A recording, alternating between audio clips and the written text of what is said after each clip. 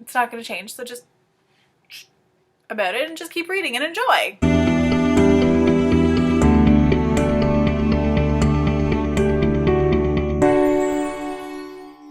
Hey everybody, I'm Catherine and I am here today with a review for Red Queen by Victoria Aveyard. So I read this book this month and it was awesome. This was a book that has been on my radar since a little bit before it actually came out, and I knew I wanted to read it. I heard really good things from people who have read the advanced readers of it and everything. And I was like, yeah, okay, you know what? It sounds really good. I definitely want to check it out. And then it just kind of exploded.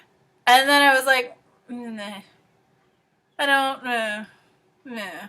The hype about it was so phenomenal that I was just like, I don't want to be disappointed. So I held off on reading it until I just read it. And I'm really glad I did. And of course now I have to wait an entire year for book 2 because that's how things happen in the book world. So Red Queen is about Mare, which I hate that name. I hate these books with bad names. Like, I'm sorry, I grew up on a horse farm. To me, a mare is, you know, a horse that is having babies. It's not someone's name. It can be a nickname, short for something else, but that wasn't the case. So I had issues with their name from the beginning. Thankfully, I was kind of able to overlook a lot of that as I did the book. I did the book both in audiobook format and reading the physical copy. I actually received my copy from HarperCollins during a giveaway that they were doing when it was first coming out. So thank you guys very, very much.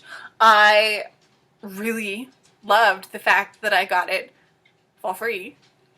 And they did a Twitter giveaway and I just happened to be the winner, which I never win stuff. So that was a nice surprise for sure. So I did have problems with the book, as, I mean, you would with any book. I found that it was, in the beginning, more so than later, but it was very much like The Hunger Games. I mean, the connections are very obvious. You have the people from the capital who are silver-blooded and have special powers. And then you have the people who are reds, and they're red-blooded, and they live in squalor, a lot of them, and they are the ones that do all the technology, and the building, and the farming, and the mining. So there was that. However, I did like the spin that it was. So it was different from the Hunger Games, but there are definitely correlations between the two. I've seen online that the Queen's trial that happens in the book when they're trying to pick a future queen to marry the prince is a lot like the entire series of The Selection by Kiera Cass. I mean, I've only read the first book and I didn't like, nah. That was another book where the name of the, no. Personally, I also saw resemblances with the Queen's trial to the Hunger Games with, you know, the games themselves and all of that. The thing that I wrote in my review, like my notes on Goodreads when I finished reading it right away, was that I really found it was a good mixture of the Hunger Games, X-Men, and Game of Thrones all thrown together. You get the Hunger Games with kind of like the setup of the world and the way that the nation is working, and, you know, the upper and the lower class, and, you know, the silvers are better than the reds and all of that. You get the X-Men with the powers, although with Mare specifically, since she becomes a red who has powers, it's a lot more in the X-Men specifically pertaining to her, since it's common that the silvers all have powers. No one really cares that they're different. Mare was actually, in my opinion, a lot like Jubilation Lee from X-Men with like the powers and the electricity and all of that. So I enjoyed that. Her name should have maybe been something better than Mare, because Jubilation Lee is an awesome name. But yeah. And then you get the Game of Thrones because you're dealing with different countries and different families, and they're very prideful and they're very backstabby and they're really trying to kill each other a lot of the time. So I like all three of those a lot. So I really like the book a lot. So this book has a lot of different things going for it. Like, you have the powers, you have a little bit, but not a lot. Like, there's not a lot of focus on romance. It's kind of like a subplot. You have a lot of the politics and the scheming that comes with running the country and revolution. So it's a very political, very segregated type read where, you know, you have the silvers and the reds and they're completely different classes. So I enjoyed that aspect of everything. I found that I wasn't interested in the romance at all. Like, I couldn't give a rat's about the romance. I liked the relationship between Mare and Maven. I really liked that. I like the relationship between Mare and Kalorn, her best friend. I even like the relationship at times between Cal and Mare as well.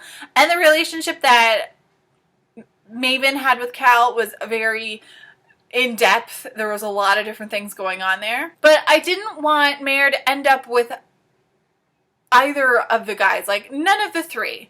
I didn't want either of the brothers, and I didn't want the best friend. And I liked the relationship she had individually with each of them, but not in the romantic sense. Like, one of my actual notes on Goodreads is the fact that I hope she doesn't fall for Cal. So there's that. So I find that this book has like two different type endings, and both are real twists on the plot, which of course I'm not going to spoil for you. One of them I definitely had pegged at like 3/4 of the way through.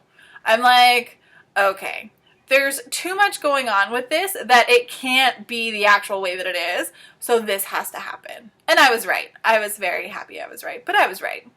The second one threw me a little more for a loop. I mean, I kind of had a feeling, but I'm like, no, with everything that's happened, that can't happen that way. And then it happened that way. And I was just like, damn. All in all, I think Red Queen did live up to a lot of the hype. You do just have to get past the Hunger Games connection with it. I find that if that's the only thing you're going to harp on, you're really not going to enjoy the story. You kind of just have to set it aside and be like, okay, you know what? This is their take on it. This is how that's happening. Yes, it's very similar, but like, yeah.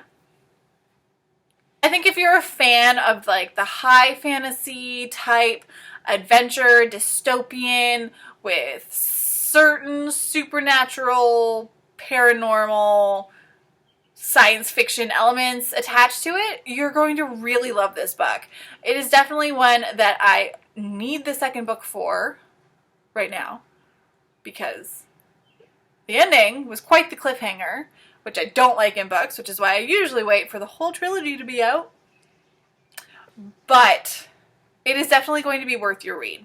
If you don't like cliffhangers, probably wait a little bit so that you're closer to the second book coming out. But then, you know what? The second book's probably just going to have a cliffhanger too. So yeah, that kind of spoils it, doesn't it? For a debut novel for Victoria Aveyard, I was very impressed. Like, damn, this was awesome. So I definitely can't wait to see what more she brings to this story specifically, and what more she comes with in a different book, in different settings, with different characters. I'd like to see what else she has to offer as an author, and especially for her to get more away from the Hunger Games comparisons.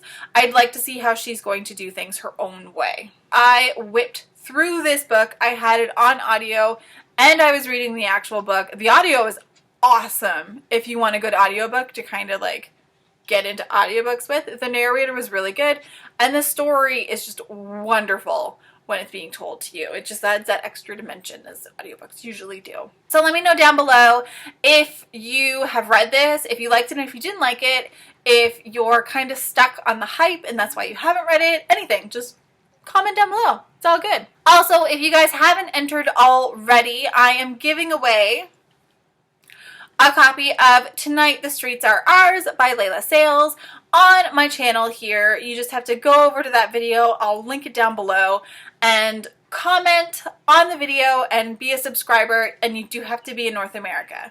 So this contest is going on until the end of July, or until I reach 300 subscribers, whichever comes first. It's all good. So you do have well over a month to still enter this, and so far there haven't been many entries, so your odds are still really good at winning this copy, which does not come out until September. Yeah, so you'll get it several months early. Yeah. So until next time, guys, as always, happy reading.